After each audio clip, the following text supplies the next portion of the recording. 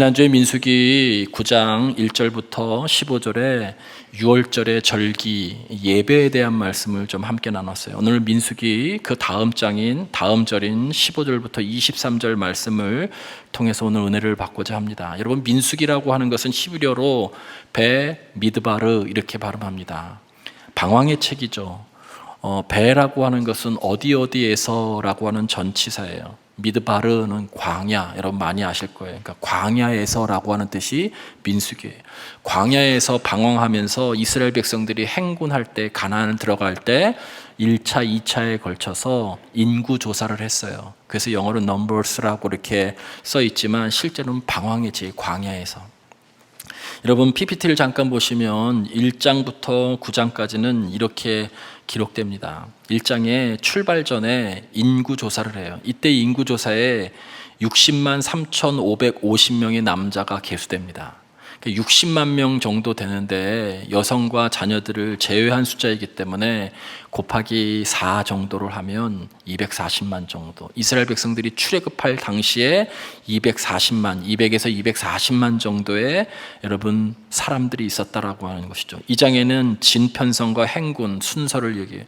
여러분, 진을 편성한다는 것은 그 중앙에 하나님께서 말씀하신 성막, 지금으로 얘기하는 이동식 예배당을 만드시고요. 그 주위에 세 지파씩 동서남북으로 여러분 둘러쌌어요. 그러니까 진준영에 이스라엘 백성들 그 중심에 하나님이 계시다라고 하는 것을 상징하는 거예요.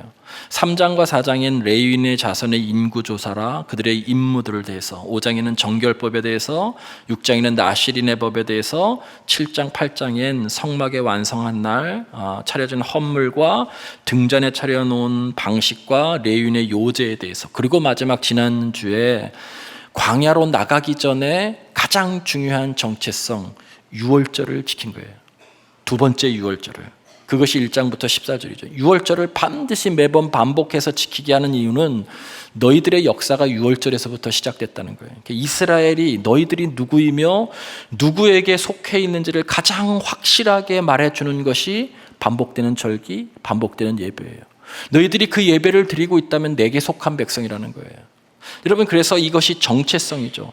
여러분, 그런데 제일 중요한 것은 출애굽기 19장과 민수기 9장 사이에 여러분 오늘 성경에 나와 있는 이제 9장 넘어서면 10장에서부터 광야로 출발하는데, 여러분 출애굽기 19장에 뭐가 나오면 이스라엘 백성들이 광야에 나와서 시내산에 1년 동안 머물면서 하나님의 말씀, 그 하나님의 언약, 하나님의 율법, 그 율법을 교육받아요. 시내산에서 교육받습니다. 율법을 받죠. 율법은 제사법, 정결법, 사회법이 있는데, 여러분 그래서 출애굽기 20장에 넘어가면 십계명을 비롯해서 이스라엘 백성들이 이 땅을 살아가면서 어떻게 정결하게 살아야 되는지, 사람과 사람 사이에 어떻게 화해하고 조정하면서 살아가야 되는지, 레위기 전체에 여러분 제사, 예배를 어떻게 드려야 되는지, 그리고 오늘 민수기 1장부터 9장까지 여러 가지 율법에 대한 말씀을 전하고 있어요. 그러니까 시내산 1년 동안 무려 출애굽기 19장부터 민수기 9장까지 성경을 한번 보세요. 그렇게 두껍게 1년 동안 율법을 기록한 거예요. 여러분, 정체성에 대한 것이 얼마나 중요한지 함께 PPT를 보실까요?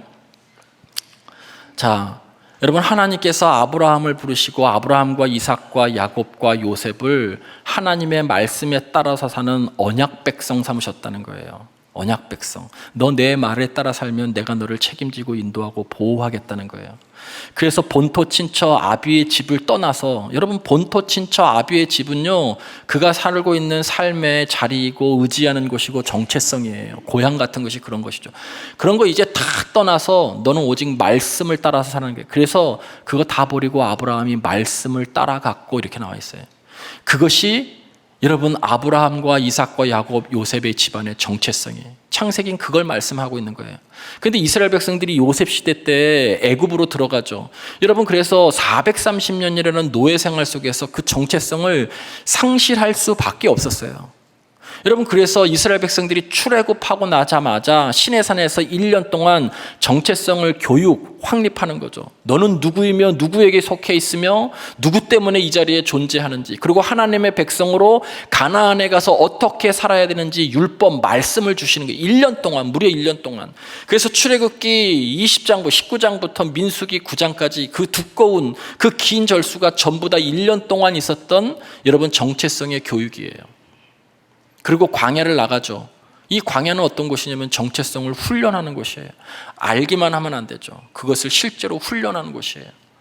여러분, 출애굽기 16장에 하늘에서 만나가 내려지는데 매일 내려지죠. 이것이 상징하는 것은 뭐냐면 너희는 말씀에 의해서 사는 사람들이다라고 하는 정체성을 의미하는 거예요. 가나안에 이스라엘 백성들이 결국 들어갔는데 말씀대로 살지 못했죠. 말씀을 실현해야 될 장소에서 말씀대로 살지 못하고 말씀을 저버림으로 그들이 실패했죠. 그래서 나라가 멸망한 거예요. 여러분, 이 큰 틀 안에서 보면 여러분이 광야와 같은 인생길에서 말씀을 떠나면 여러분도 멸망하는 거예요. 사망의 자리에 가는 것이죠.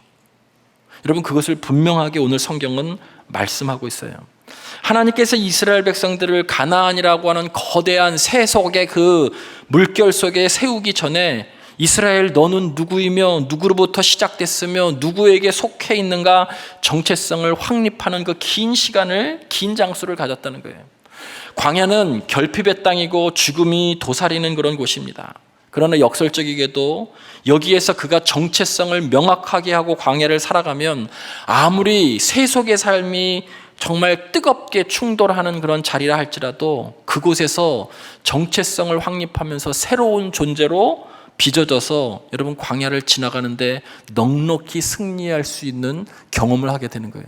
그것이 우리가 이 땅을 살아가는 광야예요. 광야, 세상. 오늘 9장 15절부터 23절은 이스라엘 백성들이 그 광야를 행진할 때 반드시 지키고 기억해야 될 원칙 3가지를 말씀하고 있어요. 여러분, 오늘 말씀을 통해서 여러분도 올 한 해 광야와 같은 인생길을 여전히 걸어가게 되실 텐데 이 3가지를 꼭 기억하시면서 여러분 이 말씀을 붙드시고 올해에도 주 안에서 승리하시는 여러분 되기를 주님의 이름으로 간절히 축원을 드립니다. 출애굽 2년째 되는 1월 1일에 성막을, 하나님께서 말씀하시는 예배의 성막을 완성했어요. 그리고 하나님께 봉헌에 올렸어요. 성막을 세우던 날에 여러분 그 성막 위에 구름이 성막을 덮었다라고 그렇게 말씀하고 있습니다. 구름은 쉐키나라고 발음하는데 하나님의 영광을 상징하는 거예요. 저녁이 되니까 성막 위에 불 모양 같은 것이 나타나서 아침까지 있었어요. 이스라엘 백성들이 지나가야 되는 광야는 낮에는 더위, 밤에는 추위, 그리고 독사와 정갈이 있어서 생명의 위협이 있는 곳이 광야예요. 특별히 낮에는 숨이 턱끝까지 차오를 정도로 섭씨 40에서 50도의 그 살인적인 열기가 있는 곳이죠. 그런데 그러한 곳도요, 하나님의 은총이 있어요. 지난번에서도 시애틀과 밴쿠버를 이야기하면서 말씀드렸던 것처럼 건조한 공기 탓에 그늘만 들어가면 시원합니다. 그러니까 우리의 광야 같은 삶 속에서도 하나님께서, 우리가 힘들고 어려운 삶 속에서도 하나님께서 우리를 보호하시고자 하는 일반 은총이 있어요. 그것을 잘 찾아내는 것이 대단히 중요합니다. 여러분, 그늘에 들어가면 쉴 수도 있고 활동할 수도 있어요. 그런데 문제는 200만 명을 해당하는 이 백성들의 그늘을 마련할 수 있는 나무는 없다는 거예요. 그런데 오늘 성경에 하나님께서 하늘에 거대한 구름 파라솔을 펼치시죠. 그것이 구름 기둥이에요. 민수기 10장 34절에 보면, 다음 장에 보면 그들이 진영을 떠날 때 이제 행군을 시작할 때 낮에는 여호와의 구름이 그 위에 덮였었더라. 행군 위에 덮였다는 거예요. 그늘을 이렇게 해주셔서 그들이 행군할 수 있었다는 거예요. 시편 105편 39절 말씀에 보면 여호와께서 구름을 펴사 덮개를 삼으시고 밤에는 불로 밝히셨으므로, 뜨거운 햇빛을 막아주는 덮개, 차양막의 역할을 이 구름을 했다는 거예요. 그래서 그들이 행군할 수 있었어요. 밤이 되면 칠흑 같은 어둠과 살을 내는 그런 냉기들이 가득한데 불기둥으로 그들을 온유하게 감싸주셨어요. 여러분, 이 구름기둥과 불기둥이 이스라엘 백성들이 광야를 지나갈 때 하나님께서 보호하신 하나님의 사랑이에요. 이 부름기둥과 불기둥은 하나님 당신이 이스라엘 백성들에게 내가 여전히 살아있다라고 하는 것, 역사하는 그러한 살아있는 그러한 살아계신 하나님인 것을 드러내는 현존의 표시이기도 하죠. 그리고 이스라엘 백성들에 대한 당신의 사랑을 드러내는 것입니다. 우리들에게 적용하면 우리도 광야와 같은 그런 인생길, 죽음의 땅, 메마른 땅, 결핍의 땅, 죽음의 위협이 있는 곳에 하나님이 함께 하시면, 하나님이 보호하시면 넉넉히 이 광야를 지나갈 수 있다는 거예요. 올 한 해 힘들고 어려운 일이 있을 때마다 오늘 말씀을 잘 묵상하면서 하나님이 나를 구름 기둥과 불 기둥으로 지키시고 보호하신다는, 특별히 보호하신다라고 하는 믿음으로 승리하시는 여러분 되기를 주의 이름으로 간절히 축원을 드립니다. 두 번째는 하나님의 지키심이에요. 출애굽기 39장에 보면 이스라엘의 대제사장의 제사장들의 공식 복장, 이 가운 같은 것이죠. 근데 그때 가운에 호마노 보석으로 견장을 이렇게 만들게 돼 있어요. 그리고 앞에는 흉패를 만들게 돼 있습니다. 근데 이 견장과 흉패에 이스라엘의 12지파의 이름을 다 새겨놨어요. 무슨 의미겠어요? 대제사장이 이스라엘 12지파를 잊지 말라는 것이죠. 대제사장이 이스라엘 12지파를 위해서 일하고 그들을 위해서 기도하라는 것이죠.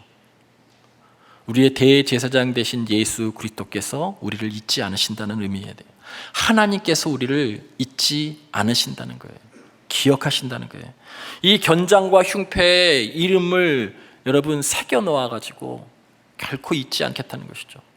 그것을 이사야 49장 15절 16절 말씀에 이렇게 여러분에게 말씀하고 있어요. 우리 여러분의 말씀으로 받으시고 크게 합독하시길 바랍니다. 시작.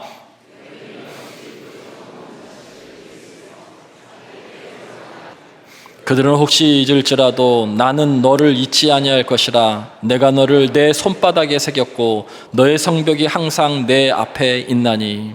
여러분, 이 말씀은요, 바벨론의 포로 생활 중에 하나님께서 선민 이스라엘 백성을 버리셨다고 생각하는 그 사람들, 그 낙담하고 있는 사람들에게 이스라엘 이사야 선지자를 통해서 그들을 격려하시고 백성들을 위로하시는 소망의 말씀이에요. 세상에서 가장 깊은 사랑은 어머니의 모성이죠. 그런데 어떤 절박한 상황 때문에 혹시 그 어머니가 자식을 잊을지라도 그런 일이 생길 수 있지만, 그러나 너희 하나님 여호와는 결코 자기 백성을, 당신의 사랑하는 백성을 절대로 잊지 않으신다는 절대적인 하나님의 말씀을 그 낙담하고 있는 백성들에게 주시고 계세요. 여러분, 이스라엘 백성과 같은 생각을 지금 하고 계신 분 계시나요? 왜 하나님이 나를 이렇게 도와주시지 않나? 너무 힘들어서 하나님이 나를 버리셨나? 여러분, 그런 분들은 오늘 이 말씀을 붙드십시오. 결코 하나님이 여러분을 잊지 않으시고 하나님이 여러분을 손바닥에 새기시고 기억하시며 지키시고 보호하시는 줄 믿습니다. 여러분, 그런데 성경에 오늘 손바닥에 썼다라고 이렇게 표현하고 있지 않죠. 새겼다 이렇게 말씀하고 있어요. 쓴 것과 새긴 것은 다른 거예요. 쓴 것은 지워집니다. 새긴 것은 지워지지 않아요. 내가 너를 잊지 않겠다는 거예요. 여러분, 새긴 것은 살을 깎아내서 새긴 거예요. 그래서 내가 아무리 아플지라도 그 아픔을 동반하면서도 내가 너를 기어이 지켜나겠다라고 하는 하나님의 사랑의 의지가 여러분 손바닥에 새긴 거예요. 하나님이 여러분을 그렇게 새기시고 기억하시고 지켜주시는 줄 믿습니다. 여러분, 이 말씀을 자꾸 묵상하시고, 그리고 이 말씀을 내면화시키고, 이 말씀을 힘들고 어려울 때 다시 끄집어내서 기도하시면서 이 말씀으로 광야와 같은 세상을 지날 수 있게 되기를 간절히 바랍니다. 여러분, 믿음이 있으면 기적이 일어납니다. 이집트 왕자라고 하는 여러분 애니메이션 영화에 이스라엘 백성들이 광야를 나갈 때 그 노래가 나오는데 그 영어 가사가 이런 거예요.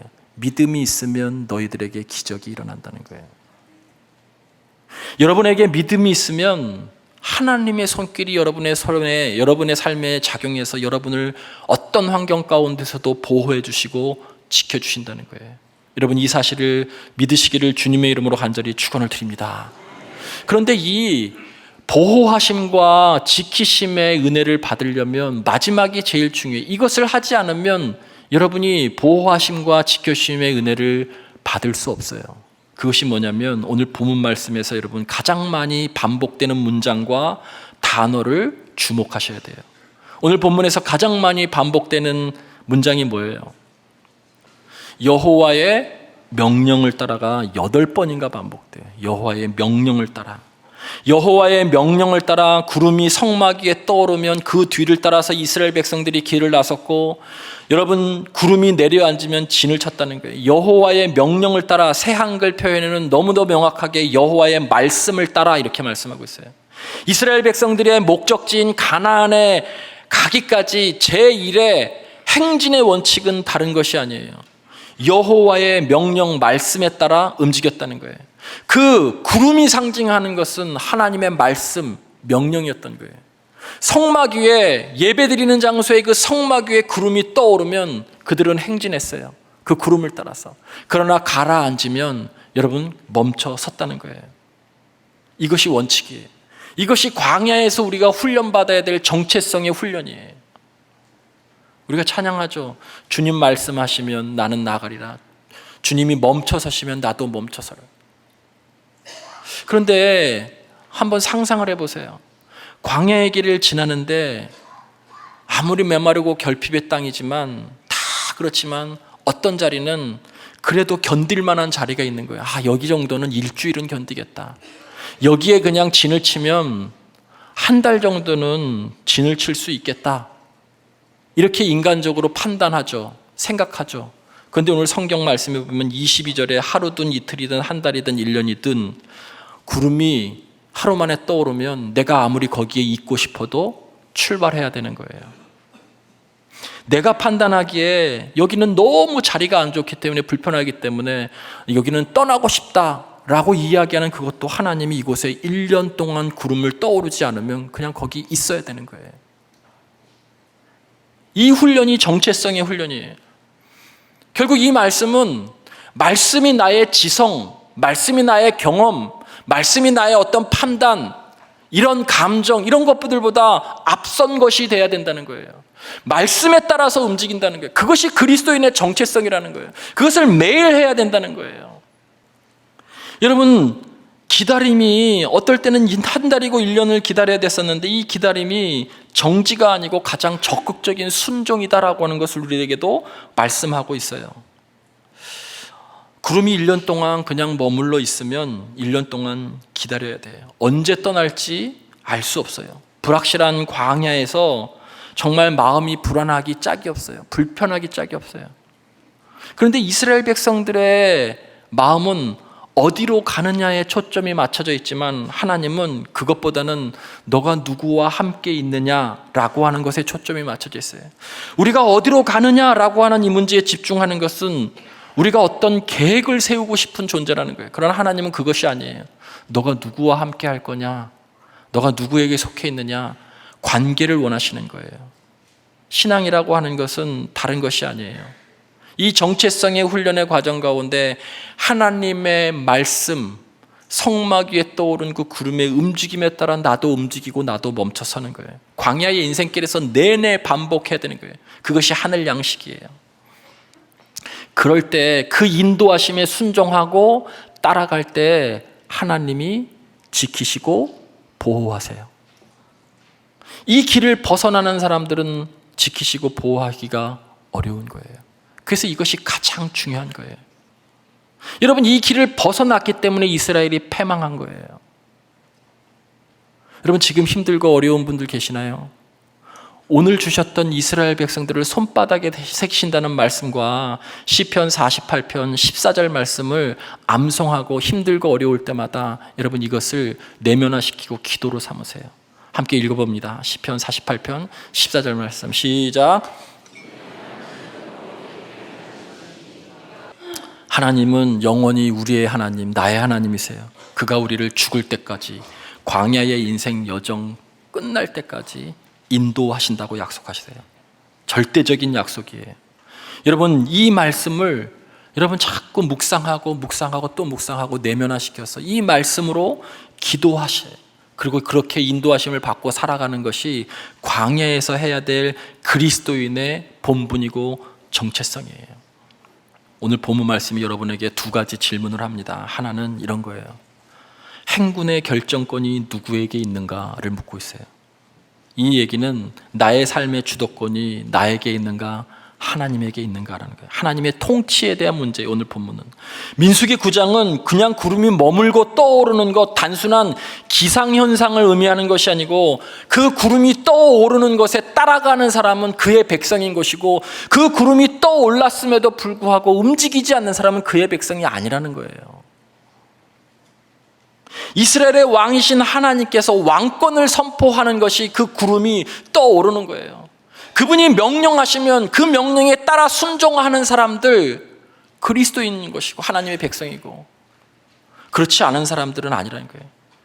결국 우리가 누구에게 속해 있으며 누가 왕인가를 묻고 있어요. 내 의지, 내 지성 이런 것들도 중요하지만, 내 판단도 중요하지만 그것을 다 내려놓고 왕이신 그분의 말씀에 순종하면 나는 그의 백성인 거예요. 그런데 이 광야길에서 내 지식과 경험과 판단과 그 모든 것으로 무엇인가 이끌어가고 있다면 여러분은 그분의 백성이 아닌 거죠. 여러분이 아무리 지성이 뛰어나다 할지라도 그 지성이 하나님의 주권보다 앞설 수 없는 거예요. 광야의 정체성의 훈련은 바로 그거예요. 그럴 때 하나님의 백성이 되는 거예요. 두 번째는, 여러분 오늘 본문 가운데서 제일 많이 묘사되었던 문장은 여호와의 명령을 따라갔고였지만 제일 많이 반복되는 단어는 성막이에요. 성막. 이스라엘 백성들은 광야의 생활 가운데 아침에 눈 뜨면 성막을 바라봤어요. 구름이 떠올랐는지 안 떠올랐는지, 하나님이 계신 임재의 상징인 성막을 바라봤어요. 여러분, 성막이 진영 중앙에 있다라고 하는 것을 요한복음으로 이야기한다면 요한복음 1장 14절에 말씀이 육신이 되어 우리 가운데 거하시면은 거예요. 말씀이 우리 가운데 거하신 거예요. 요한복음 14장 6절에 보면 내가 곧 길이요 진리요 생명이니 라고 말씀하고 있죠. 예수님의 말씀이 내 안에 있어서 생명의 유업으로 가득한 광야의 인생길에서 길과 생명이 되어주신다는 말씀이에요. 길과 생명이 되어주신다는 말씀. 이 길을 벗어나면 사망이라는 거예요. 미래의 불확실성으로 불안하고 염려가 가득하고, 그래서 무엇이 이 세상이 선인지 악인지 분별하기 어려운 시대 속에서 예수님의 진리의 말씀이 우리의 삶의 기준이 되어주신다는 거예요. 여기서 벗어나면 타락하는 거예요. 이 길에서, 이 기준에서 벗어나면 이스라엘 백성들처럼 멸망하고 패망하는 거예요. 이스라엘 실패가 여기에 있었던 것이죠. 지금의 구름 기둥과 불 기둥은 보이지 않지만 여러분, 그러나 그것을 대체하는 것이 구름 기둥은 기록된 하나님의 말씀이에요. 그것으로 우리의 길을 인도하심을 받는 거예요. 불 기둥은 예수 그리스도를 구주로 영접함으로 우리 안에 내주하시는 성령님이에요. 늘 함께 하세요. 구름 기둥과 불 기둥은. 그래서 성령 사역이라고 하는 것, 성령의 감동이라고 하는 것은 단순히 감정적인 차원만이 아니고 꼭 말씀과 일치하는 게, 철저히 일치하는 거예요. 여러분, 아침에 눈 뜨면 이스라엘 백성들은 성막을 바라봤는데 여러분은 뭘 바라보시나요? 아침에 눈 뜨면 여호와의 말씀을 따라 이렇게 행군해야 되는데 우리는 아침에 눈 뜨면 핸드폰을 따라, 유튜브를 따라 움직이죠. 인공지능의 지시를 따라 선택하고 움직이죠. 우리의 선택과 결정과 일상을 지금 어떤 방식으로 살고 있는지 오늘 말씀이 우리들에게 도전하고 있는 거예요. 여러분이 정말 보호하심과 지키심을 원한다면 하나님의 인도하심을 받으십시오. 새해에는 우리의 시선이 성막 위의 구름, 그 말씀에 고정되기를 원합니다. 우리의 일상이 죄의 욕망이 아닌 하나님의 말씀을 의지하여서 살아가시기를 원합니다. 힘들고 어려울수록 더욱 우리를 당신의 손바닥에 새기시고 인도하시는 그 선하신 하나님, 그분을 신뢰하며 선하신 길 가기를 주의 이름으로 간절히 축원을 드립니다.